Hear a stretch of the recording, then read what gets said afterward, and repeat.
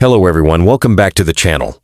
Today we are going to take a deep dive into one of the most shocking and symbolic events in recent history, the attack on the Crimean Bridge. This was not just an assault on infrastructure, but an attack that shook the confidence of a nation, raised international attention, and sent a ripple effect across the geopolitical landscape. To understand it fully, we will look at it through aspects such as exterior, interior, performance, safety features, unique selling points, price, and finally draw a meaningful conclusion from it all.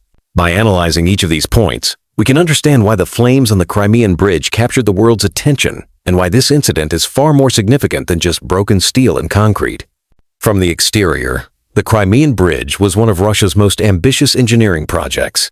Stretching around 19 kilometers, it was the longest bridge in Europe and linked mainland Russia to Crimea across the Kerch Strait. Built with towering steel arches and dual layers to accommodate both vehicles and trains, its exterior was designed to show permanence, strength, and reliability. It was built to stand out not only as a functional project, but as a symbolic landmark of Russia's presence in Crimea.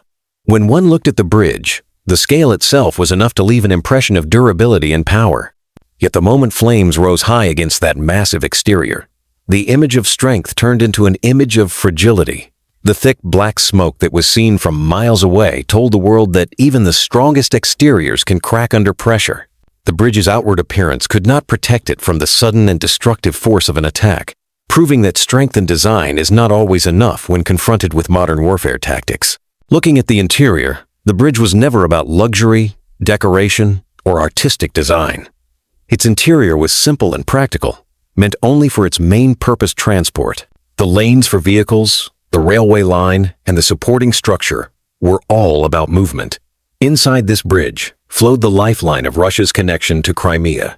Trucks carrying fuel, food, and goods, trains transporting heavy machinery and supplies, and thousands of cars passing every day all made the interior of the bridge vital.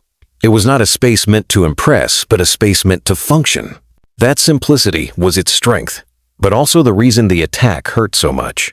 By hitting the very interior flow of movement, the attackers did not just damage steel, they interrupted the heartbeat of Russian logistics to Crimea.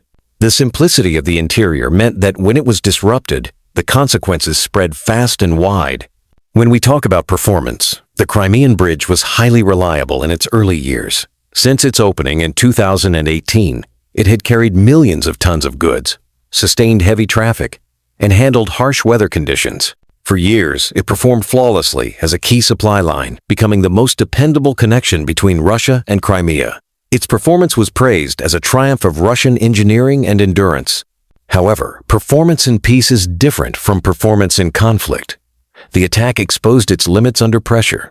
Suddenly, sections of the bridge collapsed, train movement was halted, and supply lines were blocked. Performance that once symbolized pride now symbolized vulnerability. The efficiency that had made it a cornerstone of transport became a weakness when the bridge was struck, because its performance had never been tested against direct military threats.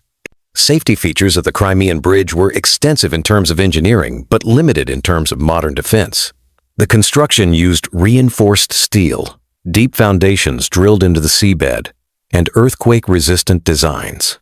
These features gave the bridge resilience against natural threats. There were also security patrols, inspections, and monitoring systems meant to prevent sabotage. But the attack demonstrated that safety features designed for structural and natural hazards were not enough in the age of drones, explosives, and precision strikes. No amount of reinforced steel could completely shield it from a carefully planned attack. This was the most telling aspect of the incident. Traditional safety was not sufficient when confronted with unconventional tactics. What happened was not just a physical breach, but a demonstration that infrastructure safety needs to evolve with modern threats. Unique selling points of the Crimean Bridge went far beyond its role as a piece of infrastructure. Its true uniqueness was symbolic. It was the only direct road and rail connection between Russia and Crimea without passing through contested or international territory. For Russia, it was more than a bridge. It was a declaration of ownership, an announcement to the world that Crimea was firmly under Russian control. It symbolized permanence, unity, and strength. It became part of national pride and political messaging, frequently highlighted in state media as proof of Russia's engineering power. This symbolic role is exactly what made it such an attractive target. When it went up in flames, it was not just a strike against a bridge, it was a strike against the very image Russia wanted to project. The unique selling point of strength became the unique point of vulnerability. And the world saw the burning bridge as a metaphor for weakening control. The price of the Crimean Bridge can be seen in two dimensions. The financial price was enormous. Billions of dollars went into its construction, along with massive manpower, resources, and years of planning.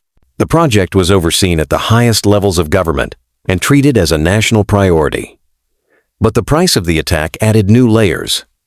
The financial cost of repairs ran into hundreds of millions more. The strategic price was even higher because supply lines were disrupted, creating logistical headaches for Russia's military efforts in Ukraine. The reputational price was perhaps the heaviest of all. The bridge was meant to show the world that Russia's grip on Crimea was unshakable.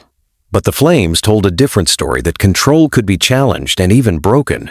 This reputational damage was a price far greater than money, because it affected both domestic morale and international perception.